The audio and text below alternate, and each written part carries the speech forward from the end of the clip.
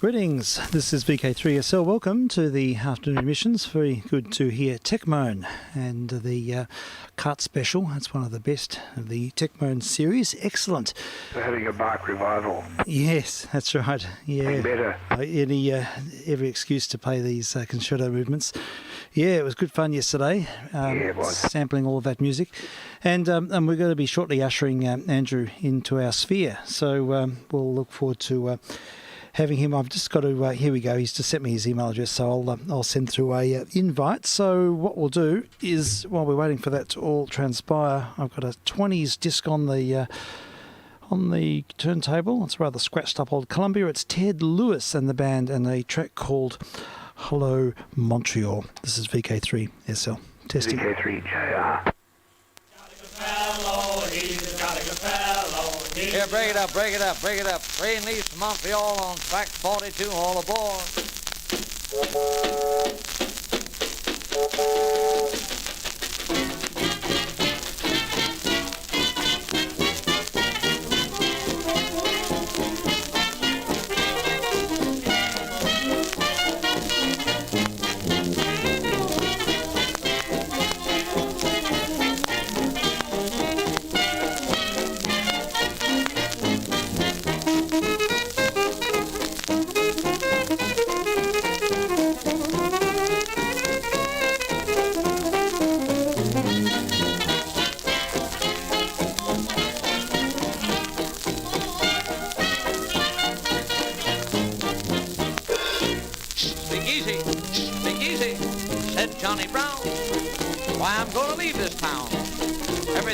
Closing down.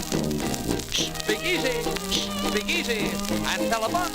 Tell 'em I won't go east, and I won't go west, but I've got a different hunch. I'll be leaving in the summer, and I won't get back till fall. Goodbye, Broadway. Hello, Montreal. With a stein upon the table, I'll be laughing at you all. Goodbye, Broadway. Hello, Montreal. That old tin pail. Oh, that old tin pail. You know, that pail was never meant to carry what they call ginger ale. And you know, if my wife wants me, you can tell her where to call. It's Goodbye, Broadway. Hello, Montreal.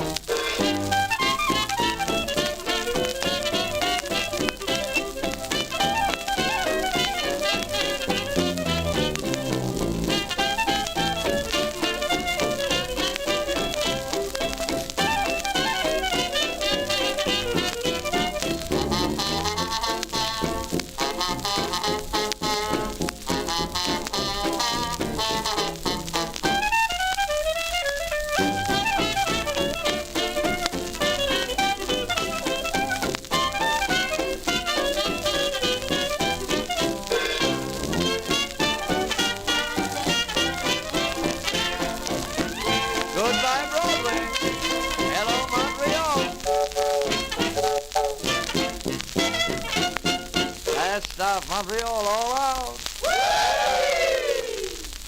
Ted Lewis and his characteristic Sprechstimme there, half speaking, half singing. One of his early discs, I think, from about 1927. A bit scratched up, but a sprightly way to start the program. Now, it looks like we've got Mr. Newbeck online. We'll just admit him to the home and then switch things in. And Andrew, are you there? I think he's joining. He's getting ready, sharpening up the stylus. And we welcome you when you are there, Andrew. And it's looking like it's coming about. We are Zoomifying Mr. Newbeck as we speak. Anything's lined up. We might give this a moment to initiate. So I think we've got it's happening, but we're not quite there yet. So what we might do is I think you need to switch on your mic there, Andrew. But look, in the interim, let's have a listen to another recording from a bit later. I think it's Teddy Wilson, and it's a song I think most people will know.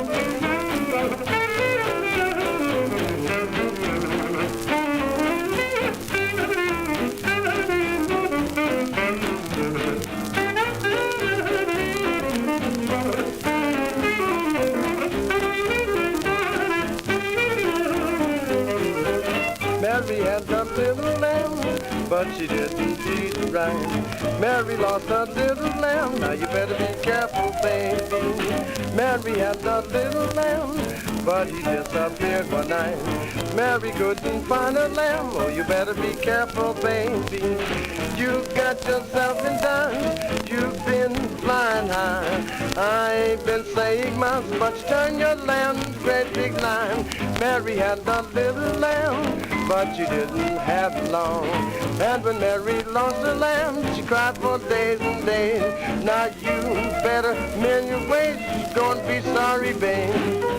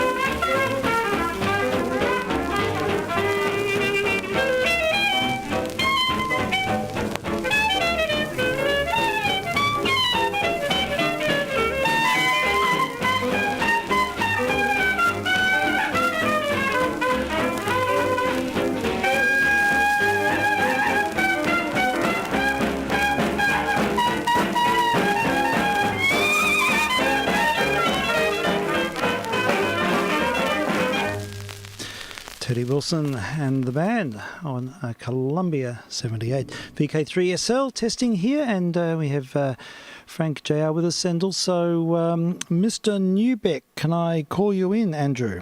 You there? Hello, I think so. Can you hear me? Yes, indeed. Yep, coming through beautifully. Nice. Yes, I can see your microphone icon now on the screen, so it's all happy. That's very good. G'day, Andrew from Frank. Yeah. G'day, Frank. Good to hear. Likewise. That's all good. So you got the same setup as last time. Is it all functioning comfortably for you? You've got a your studio all neatly set up there with racks of equipments in front of you and turntables spinning. Yes. Well, I certainly wish I did. I mean, I've got a room dedicated for that, but it's all in pieces at the moment with a little card table that supports a computer. That's a start. The power supply. Getting there. That's a start. Yeah. I haven't been able to get the furniture because it's all at my mum's place and with the lockdown restrictions and everything. So, and I don't want to buy furniture that I already have just because I can't get at it. So, yep. Yeah, I am using a slightly different headset. I'm borrowing my partner's headset, and it's a pair of Sennheiser headphones with a microphone. Now, the earphones are pretty terrible. They're have absolutely no low end. I think iPhone earbuds are even better, but apparently the microphone is quite good. So yeah, Sounds nice. yeah, it's nice rounded sound, Andrew, and it's not quite as well, it hasn't got that sort of digital edge that the other mics tend to have on Zoom, so I think it's well suited for the purpose. But no, hearing you well. Your level's down a little bit. I don't know if you can notch up your mic level at all, if you've got any control over that.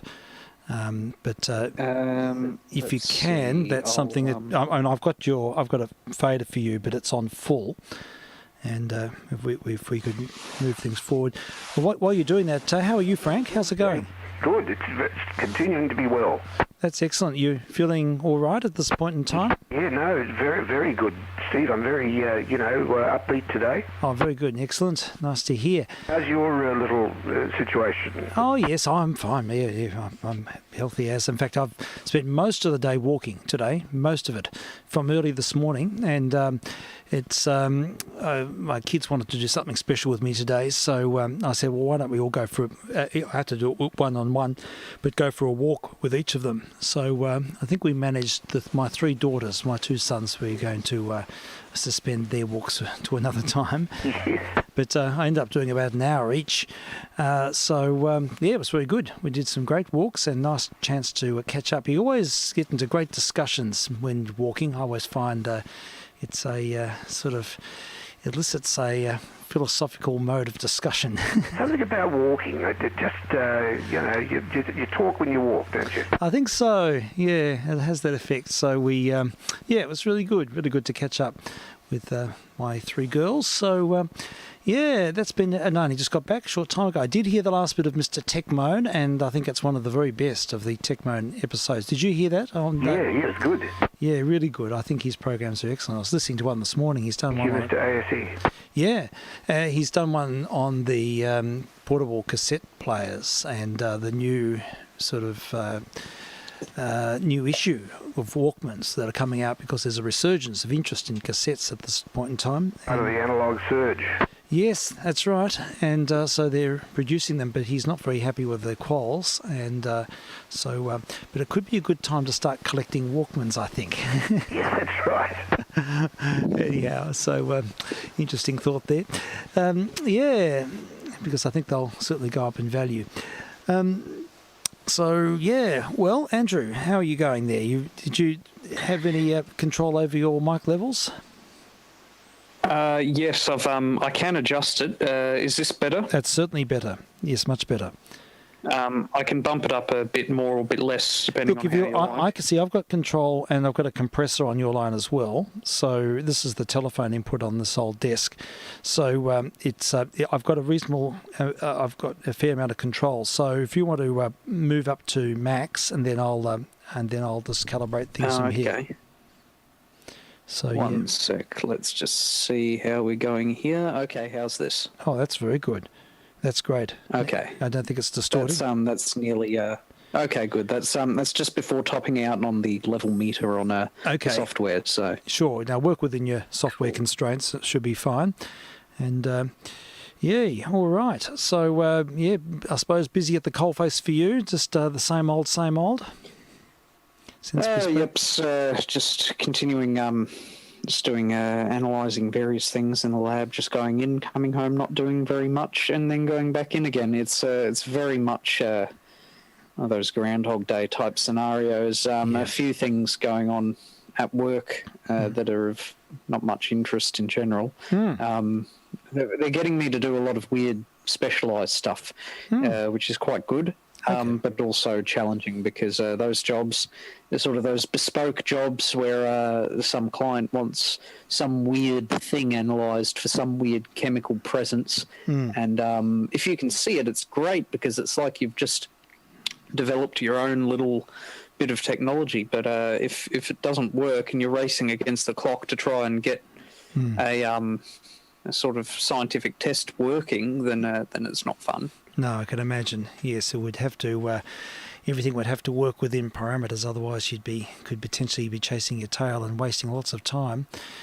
And oh yeah, that's right. Now I'm just thinking, I might ask you now, after having said what we've just said before, can you bring it down a little bit now? Perhaps bring it, if you're on about 80% now, could you bring it back to about 60? Yes, I can. Yeah, because it's okay, panel. but I think it's saturating the PC input now. It's okay on the desk. Okay, how's this? Yeah, that sounds a bit better. Yeah. Okay, I can shift it lower. No, that's good. That sounds good. We'll stick with that.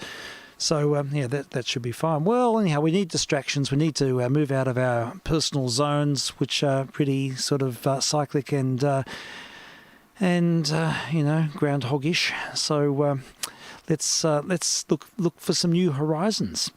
Have you got any musical themes you'd like to riff on today, Andrew? Oh, me. Goodness me. No. Yeah, here we go. Putting you on the spot here. Unfortunately. Well, we'll need to. Well, I tell you what. I'll give you a moment to think. If there's anything that sort of jumps out, prog rock maybe, or anything that's sort of that can allow us to find a tangent, and it might material that can be found on the tube. Well, I've found my other one of the several laughing records here. This is the Parlophone laughing record, and it's called That Crucian Feeling. And these discs came out around about the time of the First World War and a little bit after as a sort of morale booster, and they're really, really crass. It features a musician playing something and then people just laughing at them. It's pretty bad taste, but they've got to be heard to be believed, and they're of their time. So this one's called That Crucian Feeling. It's the Parlophone laughing record, and you can have a bit of a think while we move into the zone. I'm going to have to put something else on the stylus. It's a bit warped, this record. There we go, take two.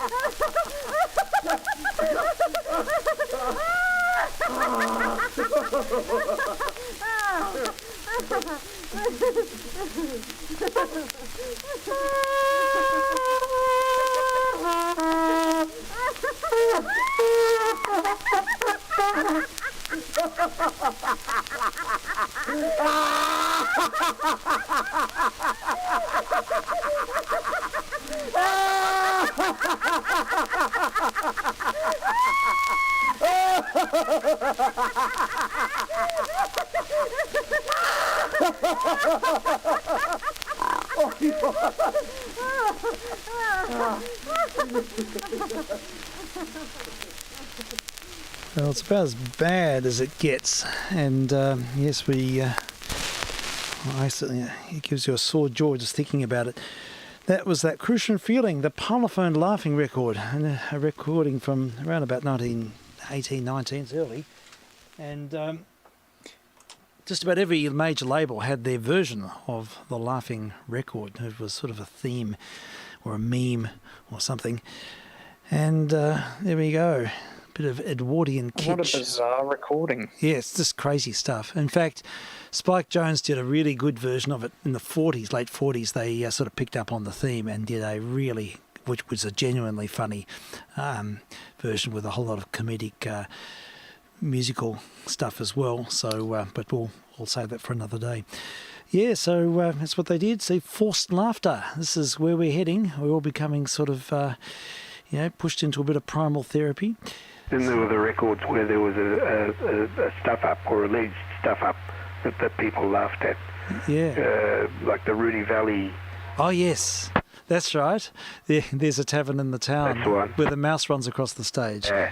I had that. What happened? Yeah, well, apparently that's the story. I think. I never knew what the story was. Yeah, apparently he was singing and a mouse ran across the stage. There's a tavern in the town. That's I had the record in my hand the other day.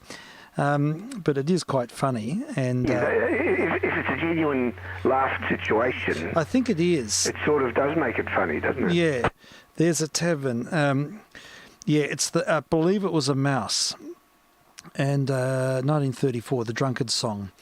Yeah. That's it. So here we go. You've got the straight version, and then we've got the crooked version. I think this is the crooked version. I'll just check and see. Yes, the laughing version, 1934. Yeah, we'll just dial it up online. This is crazy stuff. Yes, apparently that you were singing and everything was going well, and then a mouse ran across, and then they all erupted, and they released the record to very good acclaim. I think it sold more than the straight version of the song. Bit of a classic in its own way now. It certainly is.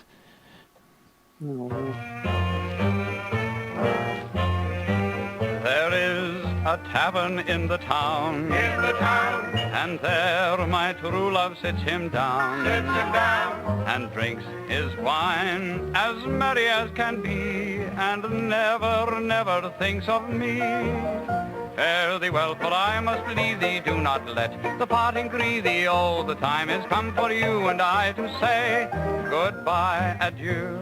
Adieu, kind friends, adieu. Yes, adieu. I can no longer stay with you. Stay with you. Oh, I'll hang my heart on a weeping willow tree. Fare thee well, fare thee well, fare thee well. He left me for a damsel dark. Damsel dark. Each Friday night they used to spark. Used to spark. And now my love, who once was true to me, takes that dark damsel on his knee.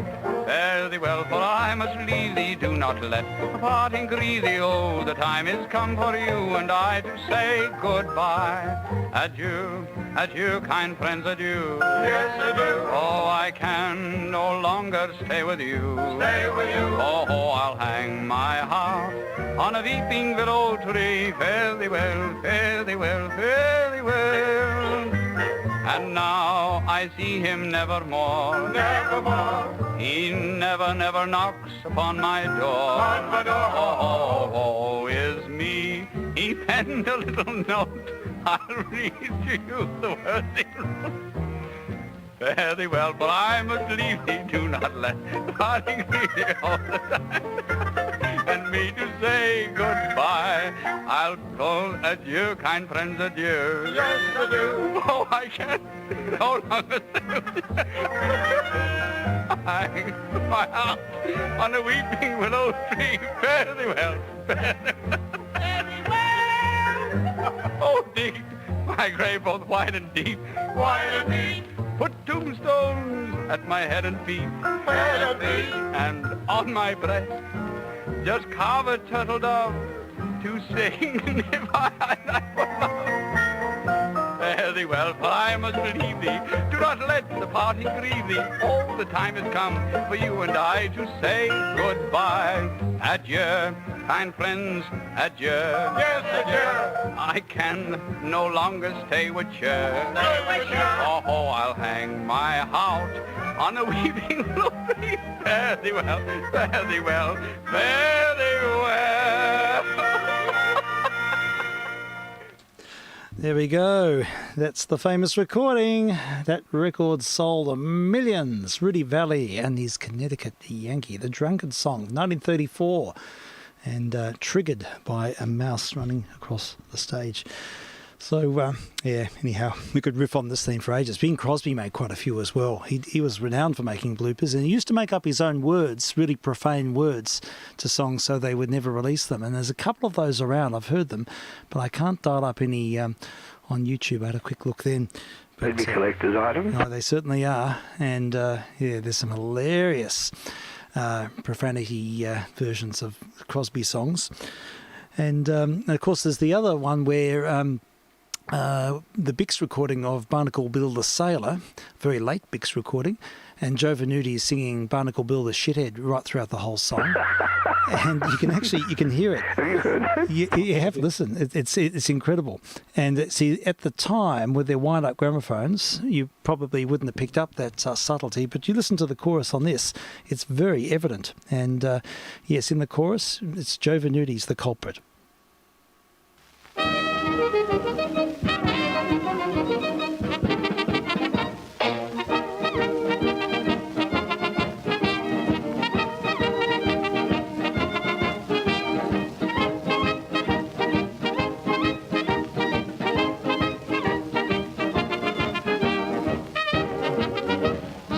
Knocking at my door?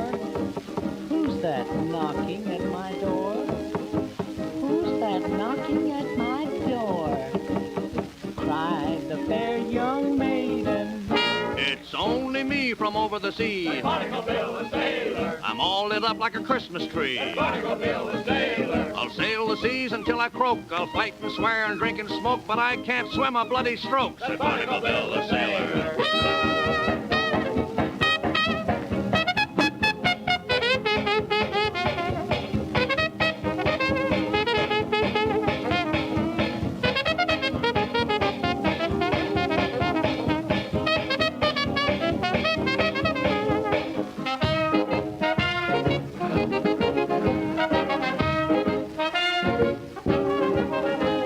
Come down and let you in. I'll come down and let you in. I'll come down and let you in. Cried the fair young maiden. Well, hurry before I bust in the door. Barnacle Bill the shithead. I'll rear and tear and rant and roar. Barnacle Bill the shithead. I'll spin your yarns and tell you lies. I'll drink your wine and eat your pies. I'll kiss your cheeks and black your eyes. Said Barnacle Bill the shithead.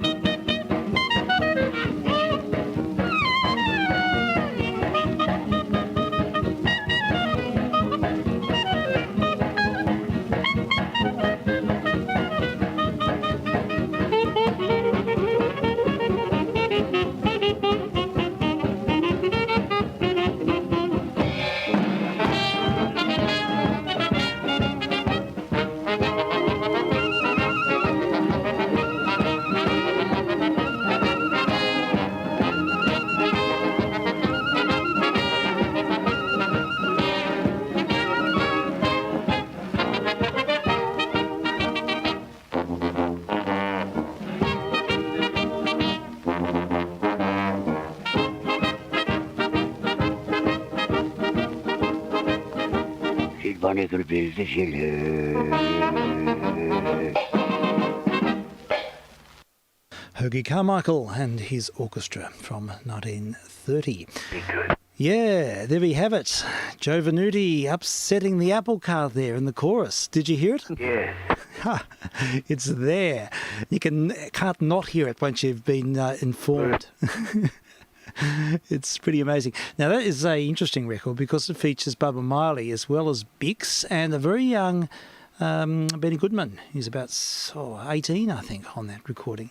So, a bit of a meeting of the minds there, and very late, one of the last recordings that Bix made before he really fell into the doldrums. So, there we go. A bit of nostalgia with a crazy manic disposition. All right, Andrew, any thoughts, any inspiration? Doesn't matter what. Yes, well, I've been going in all kinds of directions at the moment, thinking, what could I possibly request to play? Yeah. There was one track that came to mind last. I think it was one of your test broadcasts earlier in the week where you played a track by Bob James, Westchester Lady, I think it was. Yes, that's right. Yes. I recognise that track from a sample that's used in another song, which is a drum and bass track called Circles by an artist called Adam F. So I thought that might be, it's a rather different reinvention, a sort of classic of the genre as well. Okay, so can you tell us about Adam F? So Adam F, he didn't really do much aside from this one track. That seems to be the nature in the sort of techno drum and bass scene. A lot of the artists are fairly faceless, and a lot of the time there's this great element of anonymity to it. And it wasn't really until the late 90s, early 2000s when the whole sort of club dance electronic culture took off that you started to get DJs and producers with sort of big personalities. It was almost a cliche, the unknown bedroom producer who was working on typically using just a sampler and a cheap computer in their bedroom, churning out sort of these dance tracks of a million different, slightly different micro genres like drum and bass and house and tech step and techno and electronica and what have you. And Adam F was one of those. So I don't know too much about him. Okay, well that sort of sets the scene though, Andrew. That's good. So so he's revamping something from Bob James and obviously sort of putting his own stamp on it and reconstituting it, sounds.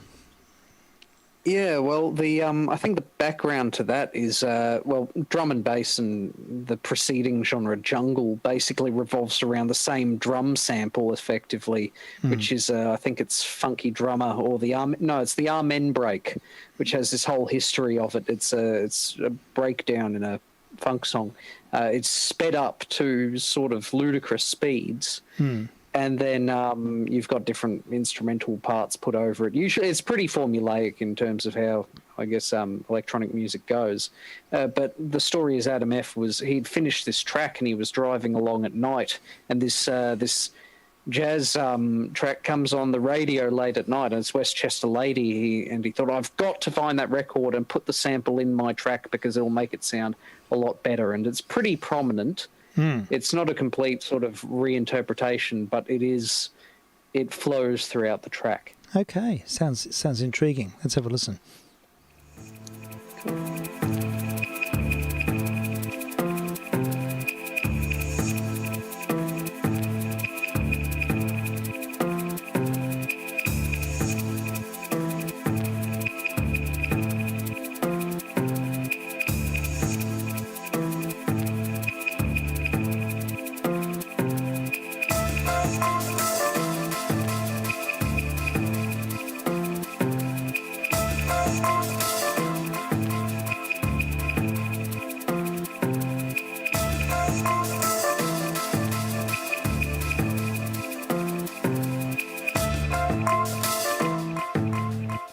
Tick, tick, tick, tick, tick, tick, tick, tick, tick, tick, tick.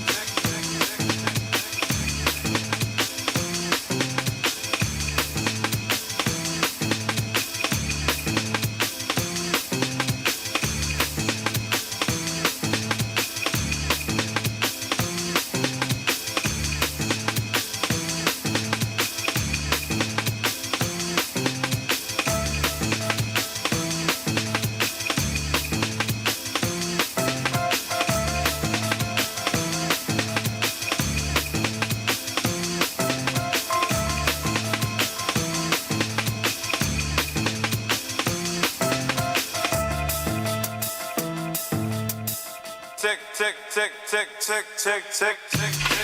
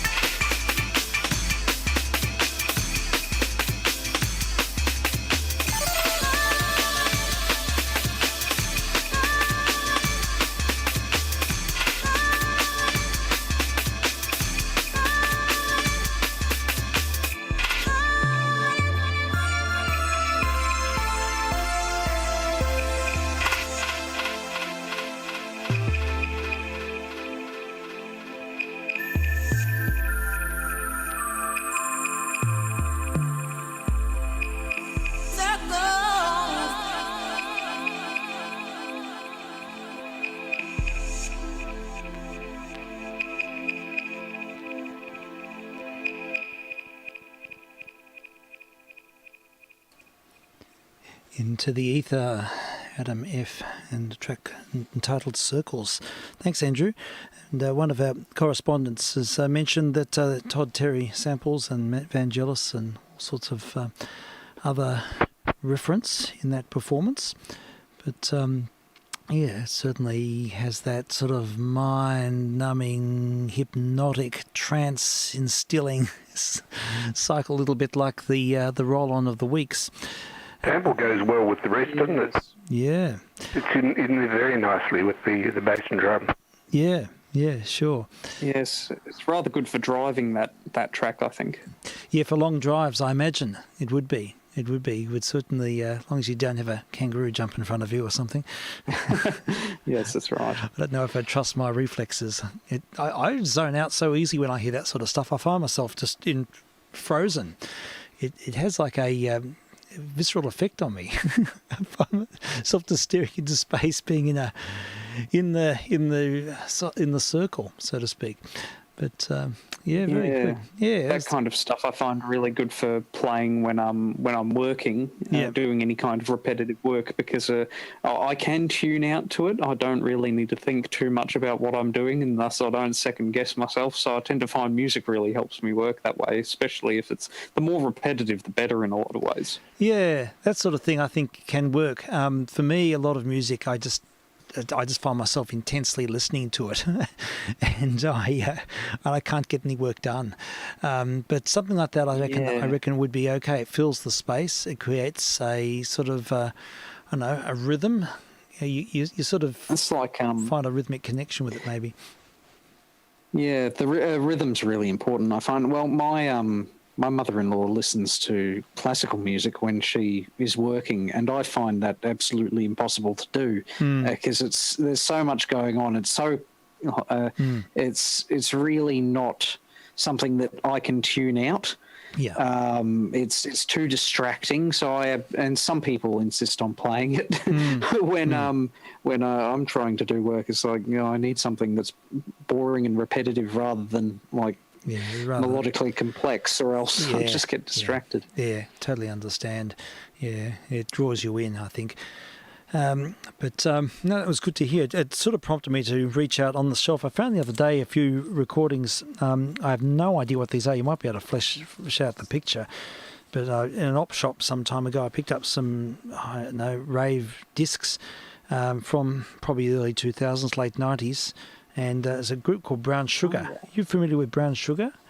No, maybe not. Maybe they're local. No, it doesn't. Okay, and another one here, Frank Boise, Brown Sugar, and there's another one on the Subliminal label. These are EP 45s, and it's sort of all club music. And Amanda G. What's this one? Feel the Rhythm, Richard F. Blue Dice Project EP.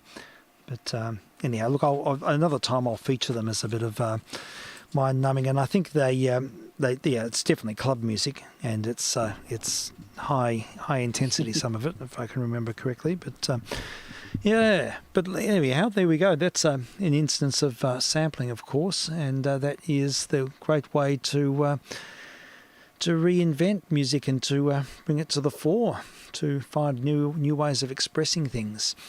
And it's a form of homage, of course. And unless you're doing Kookaburra, the Kookaburra song. Oh no, that's a sad story. Yeah, which I think Frank. It's a very sad story. Yeah, you know the story of that, don't you, Frank? You there? Yeah. No, I'm not sure that I do. Kookaburra sits in the old gum tree. Oh, that one. Oh, sorry. Of course I do. Yes. Yes. They're with Men at Work. That's right. Men at Work. Oh, terribly sad story. Yes. Yeah. One of the boys involved took his life, unfortunately. Yeah. Really tragic stuff. But that's a different thing altogether, I suppose. But look, any further sort of tangents that we can expound there, Andrew, following on from that? Oh, well, I'm thinking I'm tempted to go on a bit of a complex electronica sort of tangent after playing that last track. Yeah, by all means. Of course, there are many sort of different things that you can follow. Well, I think one of the grandfathers of the genre, who sort of threw so many different elements into the work, started off in the early 90s and then sort of still going today, is a guy who calls himself Aphex Twin. And he was interesting because he sort of subverted the whole trend of the anonymous electronic dance music producer by putting his face literally everywhere. Right. He himself was fairly guarded about his own personal life, but his real name's Richard James, and he called one of his albums the Richard D. James album, and so he used his real name almost as a separate identity within itself, and his face was sort of plastered on his album covers, usually in pretty frightening fashion. Oh, okay. And a little bit like Jim's mowing or Jim's hedge cutting or something like that. Yes, very similar sort of iconography to that, actually. Yes, or Mr. Tricky Dicky. Yeah, his face still permeates the. I don't think there's much left of that enterprise anymore. But Mr. Smith, we saw him everywhere, and the Magnetron Man as well. His face was very much an icon of its genre. Yeah, sorry, yes, I'm just diverging there. His disembodied presence. That's it's right. Quite unsettling. But yeah, he used it to this great unsettling effect, and his music videos are a testament to that, where he'd usually have his face sort of morphed onto. I recommend checking out his music videos to any listeners because they're quite disturbing in a wonderfully twisted way. One of which brings me to the song that I was thinking of, which is a song called Window Licker. I may or may not have played on your missions before. Okay. But the full video version is quite famous for its video. The full video is about 10 minutes long and is famous for having the most profanity featured in a single music video, but the actual song contains no profanity. Right. But this is if you find a copy of the actual song, not the video. I can see the video here. The wrong one. You go. It's quite an exercise in sort of moving sample pitch shifting, but at a time where it wasn't quite as digitally finessed as it is now. So you get all these weird digital artifacts that sounded very.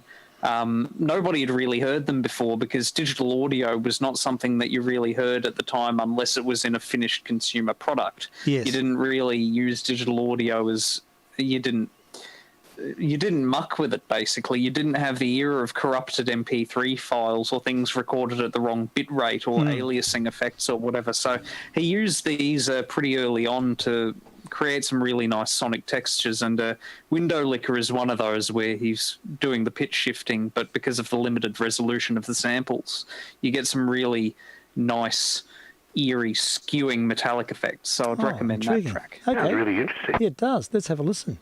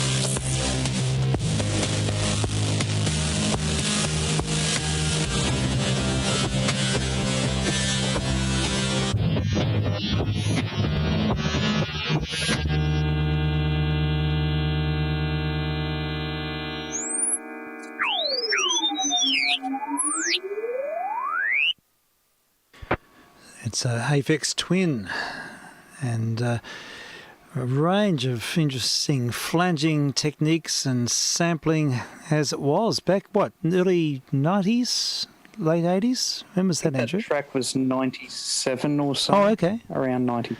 Sure. So it's definitely all done in the digital domain, but just with less acuity compared to what techniques are available now. Well, I won't say less acuity, just a different sort of different modes of expression using a more primitive version of the technology, I suppose. But interesting. You wouldn't be knowing some of the time what effect you're sort of going to get until you heard it. Yeah, that's right. There was an element of, you had to let the thing render because computers weren't really, I guess, sophisticated enough at the time to permit real-time DSP processing unless you had access to really sort of state-of-the-art equipment. So a lot of the time you had to pre-render all of your audio effects and then listen to it with a lot of that early digital audio synthesis, software synthesis, rather. Used to have a sampler called an Ensoniq ESQ1.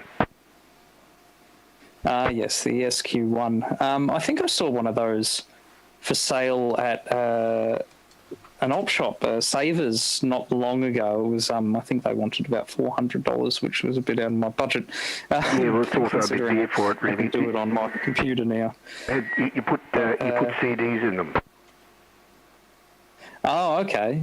Yeah, this one, I'm not sure if it had that sort of, I think it had that capability. It was, but yeah, I used to do a lot of sampling, but it was all within the software domain. I never had a hardware sampler, but I guess it's all about the interface, really. Some people prefer those hardware samplers because you can there's that physical manipulation that it's not quite the same as sort of typing on a keyboard or moving a mouse.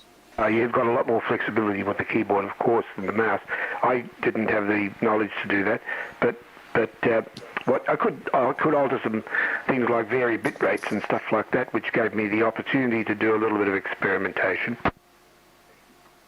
Yeah, or those tricks where if you reduce the bit rate, you could increase the length of the sample at the expense of audio quality and that's right, and stuff like that. And you could also muck up aliasing stuff, enhance that if you wanted to see how it sounded. Yeah. A few things you could do. Yeah, a lot of there was a lot of little weird bits of digital manipulation that you could do. I mean, once it gets into the digital realm, it's all just data anyway. So if you can sort of imagine it, I mean, you can apply those relevant transforms. It's a lot less intuitive than analog manipulation, though.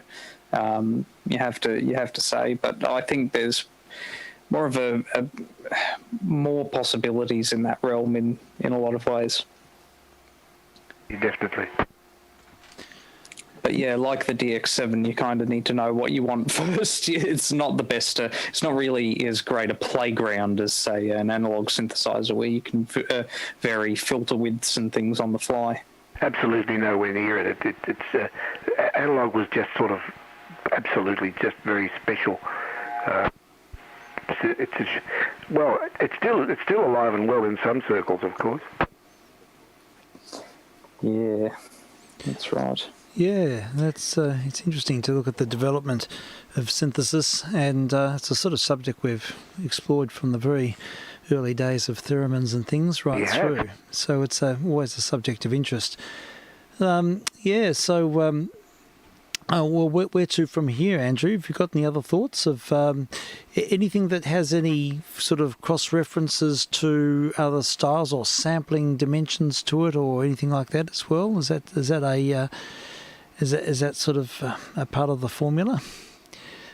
Well, it was Aphex Twin was part of a vaguely defined and probably much maligned movement in the late 90s called intelligent dance music, right. Which I guess is as opposed to stupid dance music.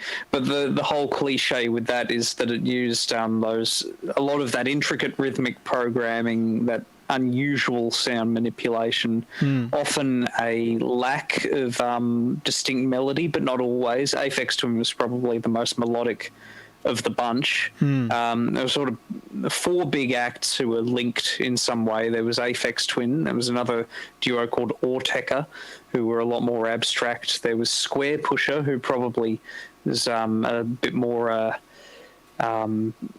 dexterous with his programming than Aphex Twin, at the expense of being melodically inaccessible at times. And Musique, with the Greek letter mu, who was Mike Paradinas, who did a lot of that stuff and was a bit of a compromise between a lot of them.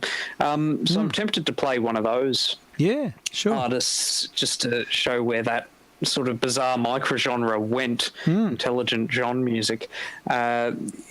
dance music rather. There's a track called My Red Hot Car by Square Pusher. Okay. Which is that intricate drum and bass programming sort of at the end of the cycle where it was popular. And just going back to one of the previous themes that we touched on with one of the tracks that you played before, it does sort of have that sort of vague hint at profanity snuck in there. Okay. Thanks to clever editing, it's not super obvious, but there's a little bit of masked profanity in there. Okay, so family alert for this one. All right, let's hear this. Square Pusher, Red Hot Car. Thanks, Andrew. This is good to hear another micro-genre getting a Guernsey. That's the way of things. We're moving out of our comfort zones. And for me, it's a completely different universe, to be honest. It's something I had never even contemplated. Now, I just need to get this initiated. If you excuse me for a moment, it'll take me just a second. I'll do this as a 2-step process, but it relies on one thing talking to another. But I think we're there. Let's have a listen to Red Hot Car.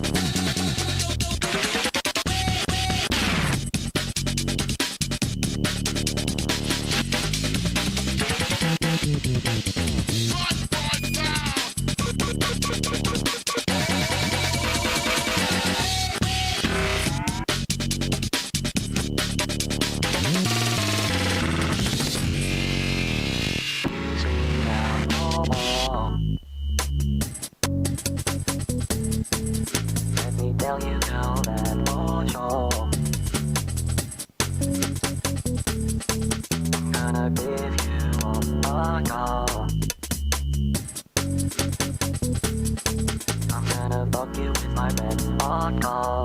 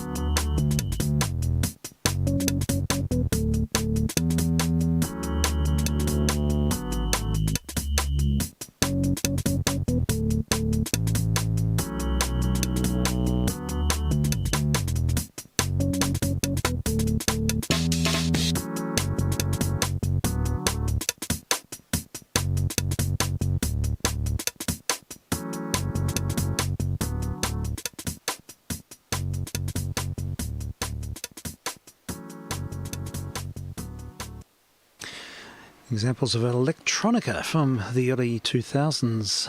Red Hot Car by Square Pusher. Thanks to Andrew and sharing these, illuminating insights into a micro genre, I suppose. It's great music. This is the sort of stuff I listen to actually most of the time. Ah. So I just got so sick of normal Western pop music. It's crap. Okay. And even like classical, you can't get over it, you know. I like something new that I haven't heard before. Okay. Well, good. I'm glad it resonates with you, Mr. I wouldn't Stu. normally play this stuff because people think it's too much. Well, I don't know what it is, but Andrew's playing it. That's great. I think there should be more of it.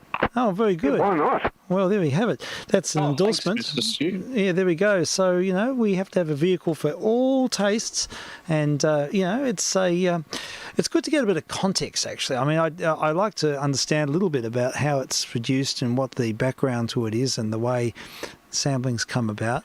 But anyhow, it's good. So many genres of electro music, it just goes on and on, doesn't it, Andrew? Just mind-boggling.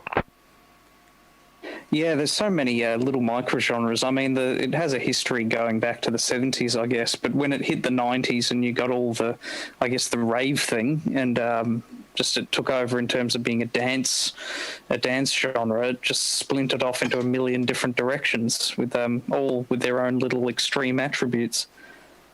Yes, it certainly has, and it's powerful and accessible to people. And the beat's a big thing yeah. too. Yes, definitely. The beat, there's a extrinsic rhythm right through them, and it's interesting how the way they maintain consistency with they have a lot of. I mean, the sampling sort of changes the sort of the inner dimensions of the beat, but you've always got something that keeps it constant right through. So it that's what sort of drives that hypnotic sort of trance-like experience. Is the fact that it does have a consistency. Yeah. Well, you've got to have that steady 4/4 bass drum beat, basically, and once that's in place, people have something to dance to, and then you can put whatever weird stuff you want on top of it. I think that's as long as it's 150 BPM or something, and people can sort of dance around to it a bit. You can put all these weird rhythmic turns in it if you want, but at the heart of it, it is really just dance music. It's very tribal in that regard. Yeah, for sure. No, I was sort of imagining the club scene as was playing. Yeah, well, it's good. I'm glad it resonates. It's I just don't know much about this, but it's been good to hear. It's interesting. Often there's big dance party things. I think they must hire wharves or something in the port area or something. And some nights they're having big dance parties there, and you can hear it wafting in space here. And it's quite loud, like it's 20k away or something, and it booms in over the hills. It sounds like music on short wave, and I've hopped in the car, tried to find it, but it's in the city, past the city. Wow! And it's some big dance party at some big warehouse, and as you get close, it's not so loud, but as you get further away, it's louder. And here, some nights, those still nights, it's just booming in. It's quite amazing to listen to. It's like hearing tribal war you know, beat music in Africa in 200 years ago or something. You know, it's just amazing. It's beat in the atmosphere and a bit of stuff in the background. It's amazing. It's like selective. Must be some sort of sound inversion, I reckon, going on at audio, because there's sort of a fadey, wavy, and the level changes, you know. Yeah, it's just like that. You've probably heard that, Frank. Have. That's what I'm saying. It's got a lot in common with you know, the shortwave radio signal. It certainly has, and yes, like it's got a skip zone, and if you're in the right skip zone, it's quite amazing. Exactly. It's very atmospheric at distance, I'm sure, and it's interesting that it wasn't so anywhere near as loud up close. It's fascinating how it sort of propagates. Well, that's right. When the Grand Prix was on, the Grand Prix, some years you could hardly hear it here. Other years it was like you had a Formula One in the backyard. God. And if you drive down to that, near Albert Park, you can hardly hear it. Yeah, intriguing, isn't it? Just inversion characteristics. Yeah, the audio version of Sporadic E or something.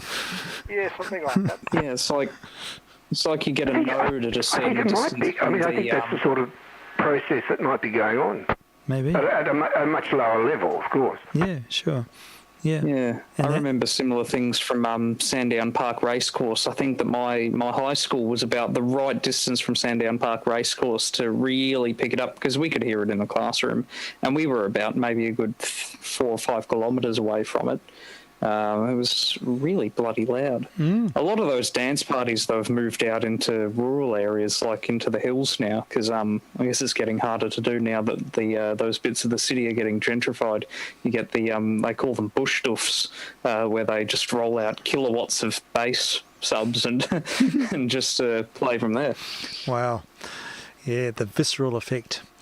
Vibrate the space, vibrate the molecules. Yeah, I know that even the big speaks here, when the certain loud music's being played, a lot of K-pop and J-pop played here, and you can go out to a certain point in the court, and you can really feel the lower octaves just propagate at distance. It's intriguing. Yeah, we had a party here once a few years back, and had a big speak in the yard, and I thought I'd go out. I'll hop on the bike and keep riding. I rode up to Dandenong Road. I could still hear it. It sounded like a big dance party happening. God, it's true. They had a deep bass and everything. It was amazing. Amazing. Was that using the RCA? That's right. Yeah. It was an RCA, but I think I stuck the bass unit from a Type 3 in there. Yeah. And some other mid-range and tweeter, so wouldn't wreck it if it went too loud. Yeah, that's right. But it was bloody loud. Wow. Amazing. I know that those RCAs, they're such clean bass. Oh, it's beautiful bass. I haven't heard bass like it. Yeah, it's incredible, and you really get the tonal spectrum where you realise that a lot of bass is just the veritable T chest. It's just the one note bass, but yeah, those speakers are just so clean, and you really hear the pitch discrimination in the lower octaves. It's really effective. Yeah, amazing stuff. But that's great. Great experience being able to enjoy music that way. Yeah, it's good. And any more choices there, Andrew? Oh goodness me! I was just trying to think of one. Let's see. We could possibly explore the other tangent of that type of stuff. Let me think. Should I play something really sort of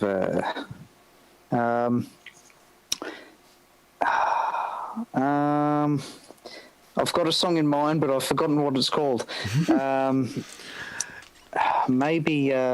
Yes, I can't put on a 1920s dance tune to let you think about it. I think you'll have to ponder the subject in real time. It doesn't matter. We can. Yeah, that's all right. Perhaps, that's a bit of a long one. There's a band called Underworld, which I very rarely play, but they're one of my favourites, absolutely. And they're probably, in terms of blending like memorable melodies and dance music, they're really at the top, because they were originally a rock band. Okay. And they had a fairly famous song called Underneath the Radar, which sort of sunk in most places around the world, but it was really popular here for some reason. It was a chart-topping hit in Australia. Oh, really? Yes. Okay. I think I found it. I think it's here. Yep. It's not really one of their that's not one of their electronic songs though. So they sort of reinvented themselves a bit later. Perhaps Always Loved a Film, maybe by Underworld. Okay, Always Loved to Film. Is that the Loved name? a Film? Oh, Always Loved a Film. Always Loved a Film. I'm just wary it might be a bit long. Well, we might be able to just do a part of it because I've got to. Unfortunately, I've got to go and do dinner in a minute. But no, we'll put this on. That's okay. No, 6 minutes is fine. And so we'll have a listen to this and. Have another Underworld experience. I just got to quickly ask you before I play it. Have you ever had sort of? Apparently, you know people involved in the underground cave clan. Yes. Yes. Apparently, associates of yours. And are there ever bands playing in those cavernous spaces? Has that been? Well, for a long time, there have been raves underground, like big dance parties that were. Okay. There was one in a large sewage tank in Auburn Road. Oh yeah. About 20 years ago. I would absolutely not want to have a rave party in there because it's full of poo dust. It's not the most hygienic place to do it. And another drain that runs under Chadston, that also has had a rave in it. And the very large chamber under Paran, a drainage chamber, that has had a metal band play in it. But other than that, it's a fairly unexplored territory, unfortunately. There's been a bit of noise music played in those drains by a guy by the name of Big Ears. Okay. Just imagine you having a rave down underneath your house and you hear the sound propagating up through your toilet. It could be quite disconcerting, couldn't it? That's proverbial, isn't it? Yeah. My toilet's possessed. Yeah, that's right. Dear. Yeah, you get a bit of a bubbling effect. Well, that's that's most interesting. All right. Well, I've often wondered about that. Okay, Underworld. Always Loved a Film. I'm just queuing it up now, and we'll have a listen to this track. So yeah, thank you for this. It's good to have another zone. So I'm just doing the Q-matics at the moment, and we're nearly there. Okay, let's have a listen.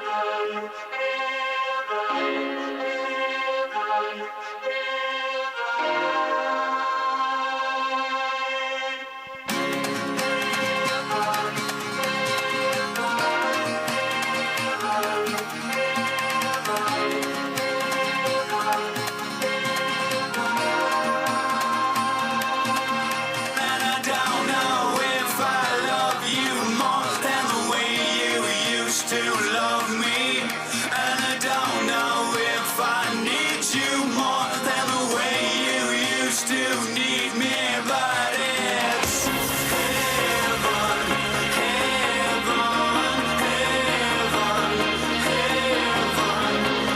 heaven, heaven, heaven.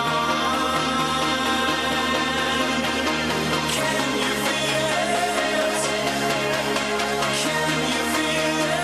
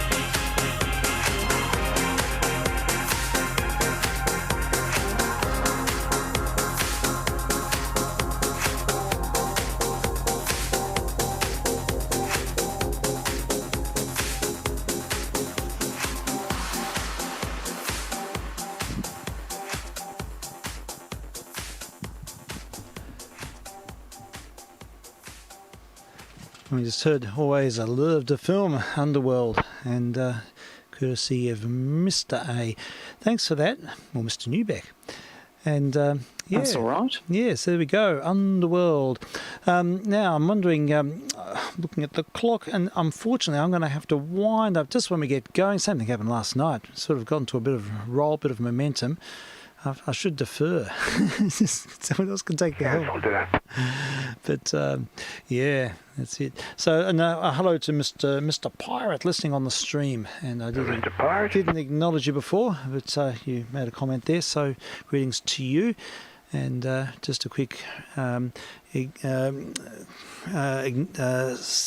that this is vk3sl, and we're just testing here on 160 and also on UHF, and Andrew VK3BEK is with us today, and Mr. Wonderful on the side there, wonderful. And Mr. Giles with us, and Mr. Stew's with us. Yeah, we've got a bit of a turf talk today, and yeah, sampling some rave music and some electronica.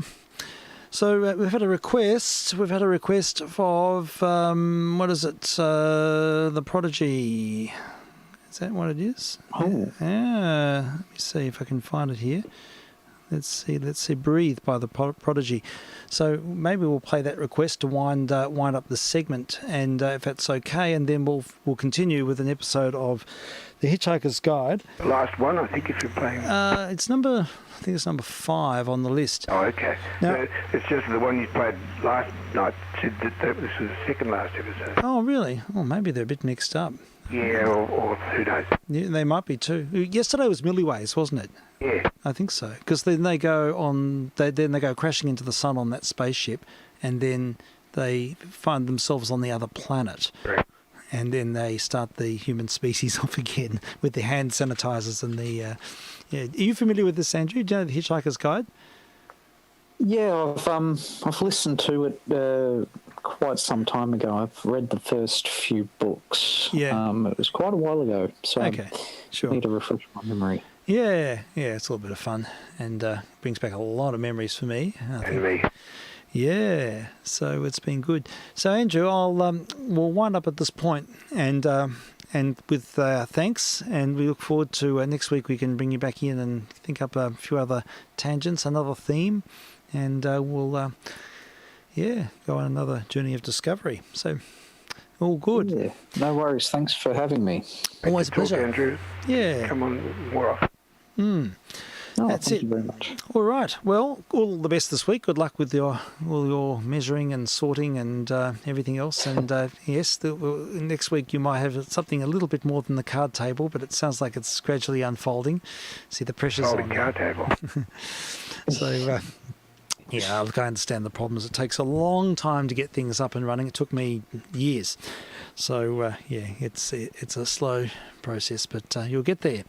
And we look forward to your company on the missions too. Alrighty, well, without any further ado, we'll have our protege item, and then we'll follow on with the Hitchhiker's Guide. Now, I've got this in two. Just before I do that, sorry, I'm just something else. I've actually got the LP of this episode here, but I'm wondering if it's exactly the same. Maybe what I will do is I'll continue to play them via the MP3 files that I've got here of a secondary source, and then I'll play the LP at the very end, because I think after we finish the series, because I think there may be some points of difference, but it's nice to have a LP from the series. Interesting to check it out. Yeah, it'd be good. But I was going to play it tonight, but I think it may actually not be quite in line with the original. So thanks again. Have a great week, everyone. Or Yeah, you too. You too. Great weekend. Talk soon. Should be back tomorrow. vk3sl saying evening. Yeah, cheers, Frank. All the best to you. And thanks again, Andrew, and Mr. Stu. And we'll resume tomorrow, I'd say. Same place, same channel, I think. Let's have a listen to No worries. Breathe. Thanks for having me. VK3BK is going off. Yeah, going cheers. clear. Thanks a lot. No worries, bye.